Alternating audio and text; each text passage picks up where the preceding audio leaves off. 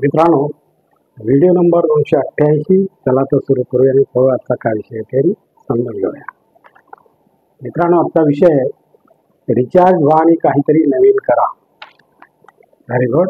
बघूया काय ते. रिचार्ज व्हा आणि काही नवीन करा. काय करूया बघूया. गृहिणी सामान्यतः पती मुले घराबाहेर पडल्यानंतर स्वतःला एकाकी मानू लागतात. त्यांना आपण एकदम निरुपयोगी असल्यासारखे वाटते. तर काही महिला या वेळेचा उपयोग स्वतःचे छंद जोपासण्यासाठी करीत असतात. हा त्या वेळ आपल्या पद्धतीने स्वतःसाठी जगून एन्जॉय करत असतात. कसं ते बघूया. कित्येक कमावत्या नसलेल्या व आपल्या जीवनातील उत्तम काळ मुलांसाठी व घरासाठी दिलेल्या महिलेच्या जीवनात एक स्थिती अशी येते तेव्हा त्यांना अशा व्यवस्थेची व अशा प्रकारे जगण्याची सवय होऊन जाते. जेव्हा अचानक मुले मोठी होतात व घरटी वजा घर धर्मशाळा होऊन जाते. अशा वेळी स्त्रीला आपण अत्यंत निरुपयोगी असल्यासारखे वाटते. पण काही महिला याच वेळेचा वापर आपले शौक पूर्ण करण्यासाठी करीत असतात व एक वेळ त्या आपल्या मनाप्रमाणे स्वतःसाठी जगत एन्जॉय करत असतात. कसं ते पाहूया.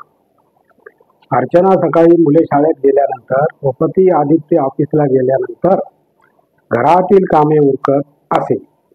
कॉलनीच्या कोपऱ्यावर भाजी घेऊन आली. थोडा वेळ उन्हात शेकत बसली. नाश्ता केला. थोडा वेळ शेजारच्या मिसेस जाधवांशी गप्पा मारल्या.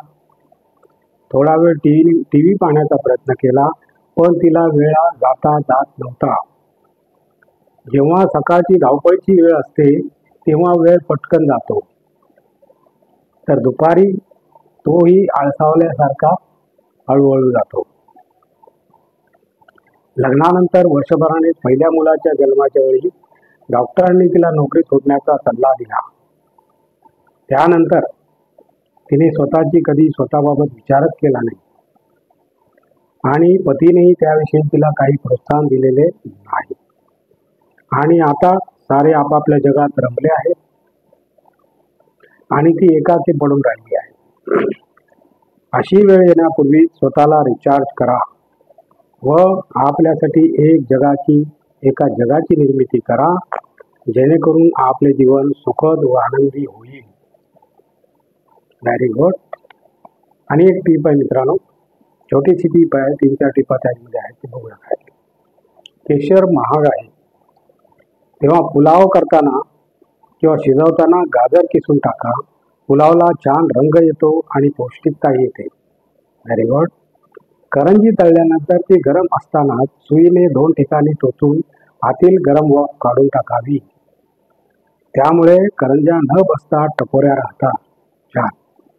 बेसनाचे लाडू करताना 4 वाटी बेसन असेल तर 1 वाटी रवा तुपात भाजून त्यात घालावा. बेसन चांगले भाजावे आणि नेहमीप्रमाणे लाडू करावे. हलवार होतात. Very good.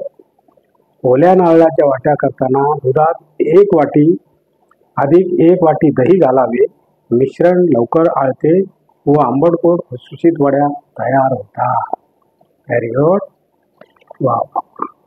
आणि अशा प्रकारे मित्रांनो आपला आजचा व्हिडिओ संपलेला आहे. आणि तुम्हाला जर माझा व्हिडिओ आवडला तर लाईक करा, शेअर करा, सबस्क्राईब करा आणि कॉमेंट जरूर करा. नमस्कार. जय हिंद.